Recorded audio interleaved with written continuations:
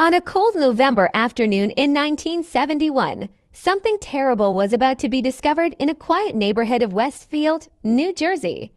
For nearly a month, the large Victorian house at 431 Hillside Avenue had seemed strange. Neighbors noticed that the lights stayed on day and night, but no one ever came or went. The family who lived there, known for keeping to themselves, had simply disappeared. A neighbor, growing worried, finally looked through a window. What they saw was disturbing. The house was silent, and a strong, awful smell filled the air. Police were called, and when they broke into the house, what they found shocked them. Inside the grand ballroom of the mansion, they found four bodies carefully laid out and covered with blankets.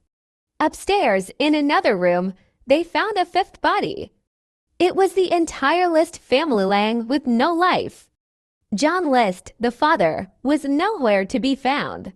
He had left behind 5 letters explaining why he had killed his wife Helen, his mother Alma, and his 3 children, Patricia, Frederick, and John Jr., his reasoning.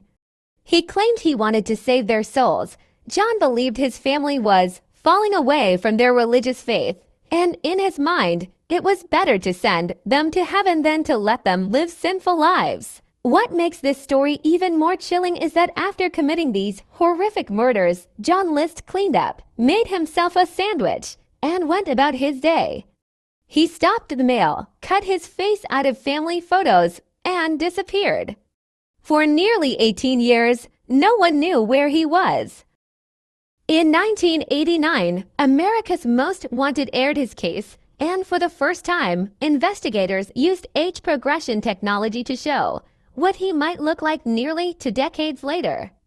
The detailed clay bust they created was so accurate that a neighbor from his new life in Richmond, Virginia, recognized him and called the authorities. When police finally arrested him, John List had been living under a new name, Robert Clark. He had remarried and built a quiet, unnoticed life.